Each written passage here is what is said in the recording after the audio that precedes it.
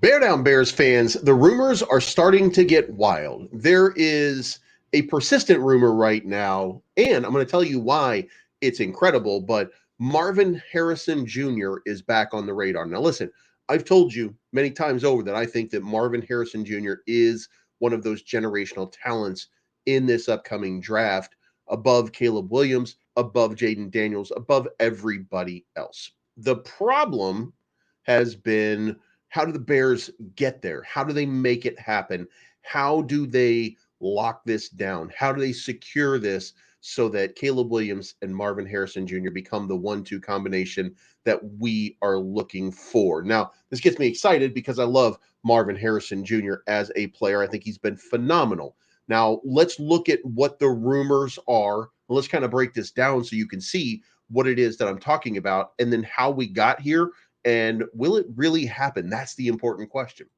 First up, the Bears are hosting Marvin Harrison. That's what we got a couple of days ago. The Bears are getting a closer look at the draft's top wide receivers. Marvin Harrison Jr. met with the Chicago Bears. This was very interesting, but it was nondescript at the time. This was just us going through the motions, if you will, and finding that piece.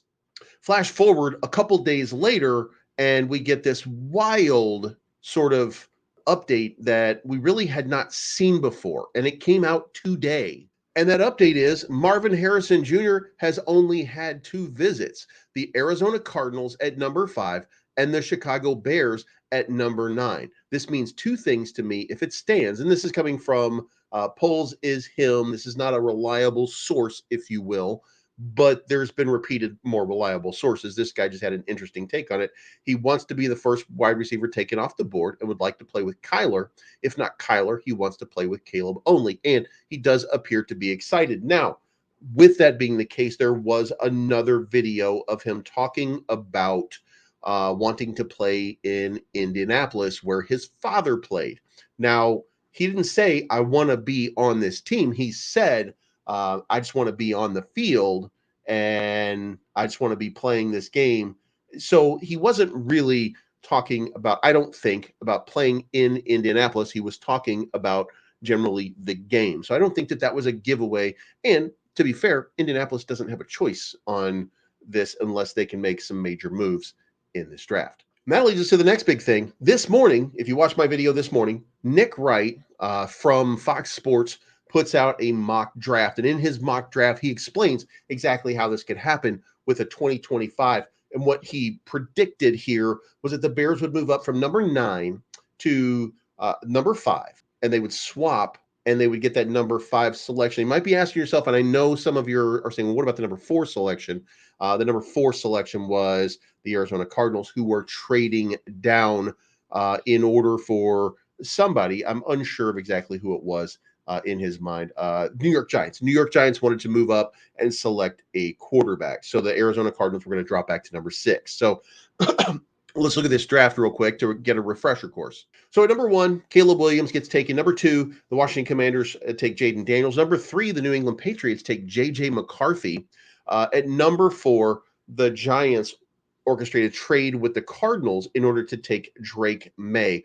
4 selections, 4 quarterbacks off the board. Now, the Bears then move up from there and trade with the Chargers at the number 5 spot, and they take Marvin Harrison Jr. with the premise and the idea the Bears receive the number 5 pick, and the Chargers receive the number 9, and the Panthers 2025 second-round pick. Now, the question then becomes, is that good enough of a trade to make it worthwhile for the Los Angeles Chargers? And part of me said, I don't think so. I would want more draft capital if I were making that move. And then I realized a second-round pick is going to actually be a very good pick for a team next year. And the Bears are stocked up on draft picks for 2025 to begin with. So making this move actually does work out. And as you can see on this, the Chargers are then Arizona Cardinals, by the way, takes Malik Neighbors.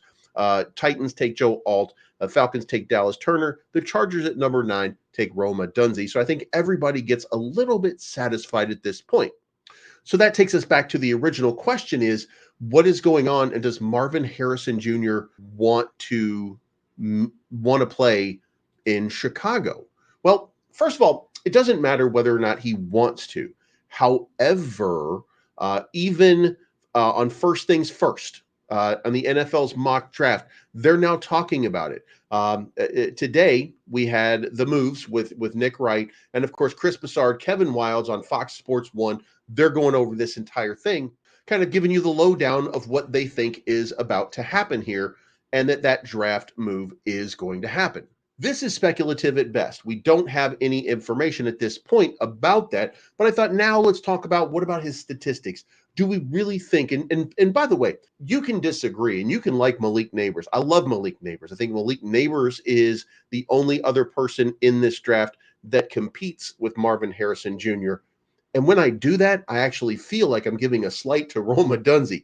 That's how packed I think these three receivers, all of them phenomenal. I'm going to show you statistics now, and you can see for yourself. So I think the Bears are going for a receiver. The more I do this, the more I convince myself that that's what the next play is. Let's look at the stats. So Marvin Harrison Jr., 67 receptions, 1,211 yards, 14 touchdowns, played three ranked opponents, went 19, 312, and two touchdowns.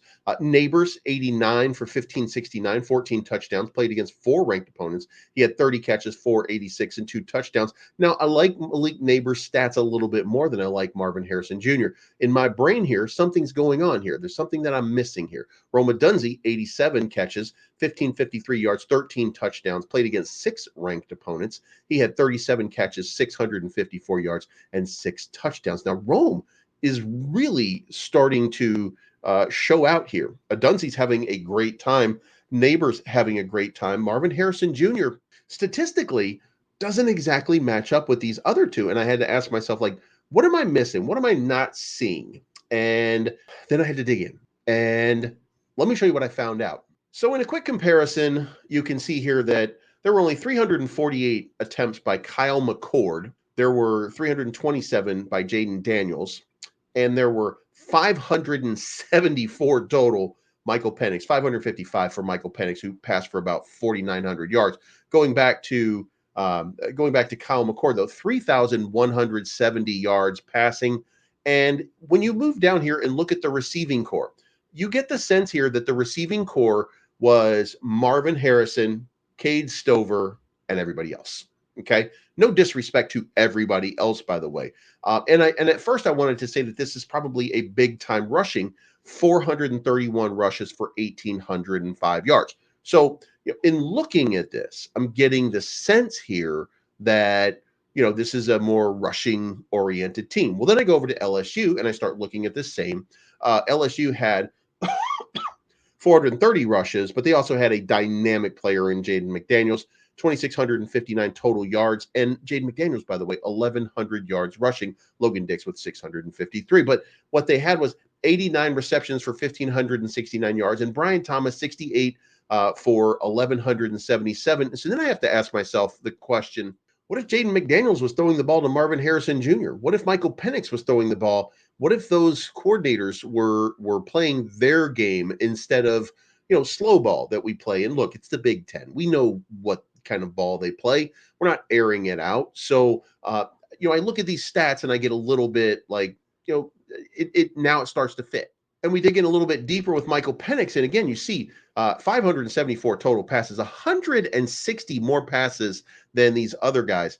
And as far as rushing goes, there was only one running back doing any rushing. So now you come down here, Rome Odunze, 92 receptions, 1,640 yards. This includes the playoffs, by the way. And then you have Jalen Polk, 69 for 1,159.